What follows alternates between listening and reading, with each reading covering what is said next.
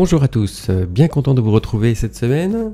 Alors cette semaine, une petite vidéo sur la glace chocolat. Un bon chocolat pour faire une bonne glace. Et je vous explique tout ça maintenant. Allez, c'est parti. Alors pour commencer, donc peser le lait entier avec le lait, la poudre de lait écrémée. Mélanger, alors là je mélange à froid, en fait j'ai pas encore mis le feu dessous, donc ça y est, on démarre doucement pour respecter autant que possible ces températures. Le beurre au départ, alors je l'ai mis au départ mais c'est pas une obligation, vous pouvez le mettre à la fin, ça changera rien en fait. Donc là cette fois-ci je l'ai mis au départ. Ensuite verser la moitié du sucre et dans cette autre moitié notre stabilisateur qui lui donc aura une action sur les liquides pour éviter qu'il y ait des petits morceaux de glace hydrique, des petits glaçons donc, qui peuvent se former. C'est pas une obligation. Alors on m'a posé la question si on peut le remplacer. À ma connaissance non, on peut pas le remplacer, mais par contre c'est pas une obligation de le mettre.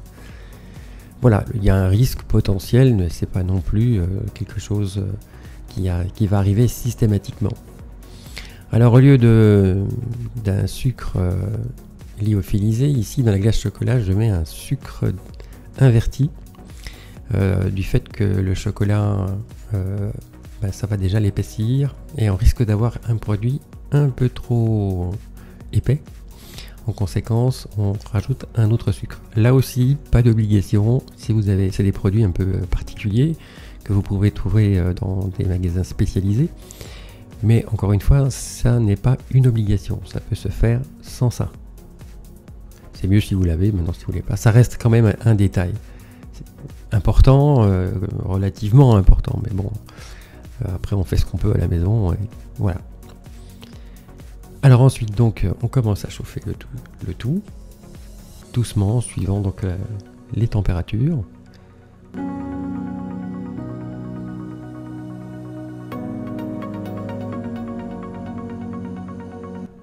Donc les sucres se mettent à 27 degrés. Je viens de réaliser que j'ai pas expliqué ça juste un petit peu auparavant.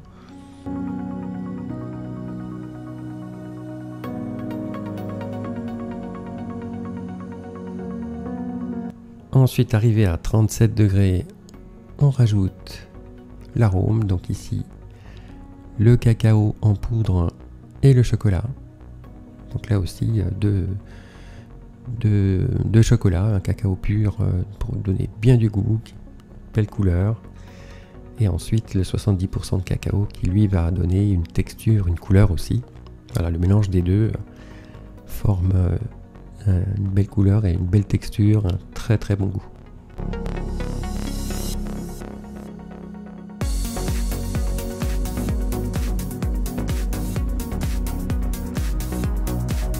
Ensuite, donc, prochaine étape, les 40 degrés pour mettre les jaunes d'œufs. Donc, comme je l'avais expliqué dans la précédente vidéo sur la glace au café, donc ça devient une glace. C'est-à-dire qu'avec des jaunes, c'est une glace, sans les jaunes, c'est une crème glacée. Donc c'est meilleur, évidemment, avec les jaunes. Ça donne une texture, ça améliore la texture, disons, et ensuite... c'est un facteur de goût, hein, donc voilà, c'est meilleur.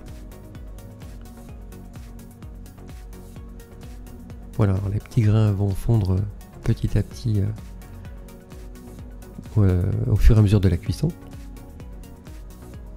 De toute façon, à la fin, on passera un petit coup de chinois.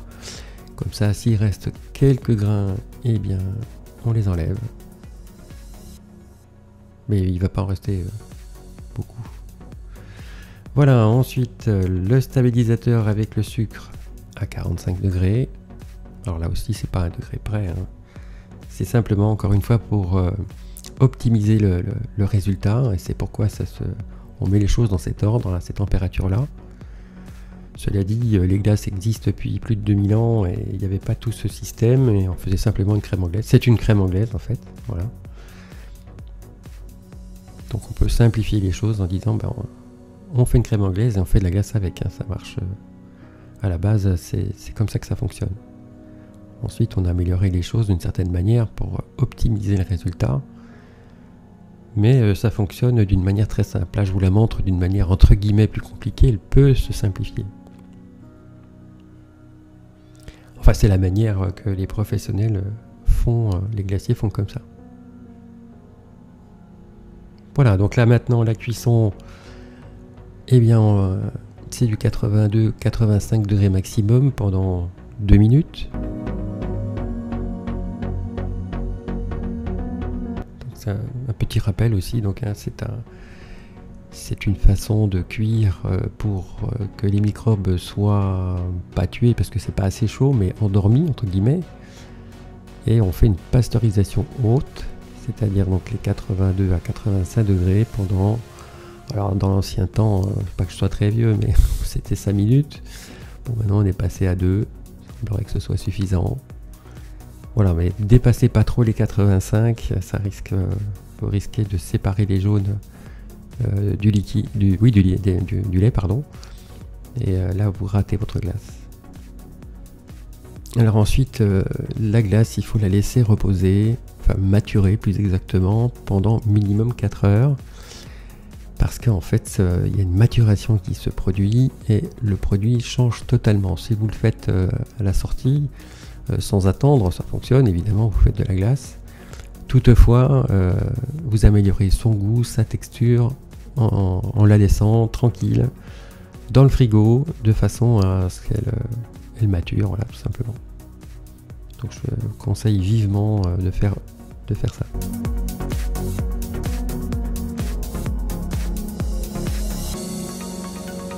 Voilà, là vous voyez un petit peu la texture, c'est un petit peu épais hein, du fait que bah, le chocolat fait son œuvre.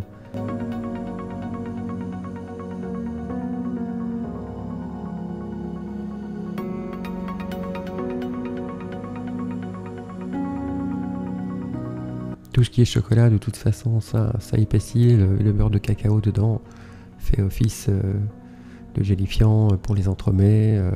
Donc ça, c'est ce qui fait aussi qu'une fois que votre glace sera congelée, elle va devenir très dure. Donc il faudra la sortir un petit peu avant, la travailler. Voilà, là on peut voir qu'il n'y a pratiquement plus de grains. Là je les écrase un petit peu, le peu qu'il y a. Voilà, le fait de le passer au chinois, ça va vous donner une consistance très lisse. Pas de grains, quoi, voilà.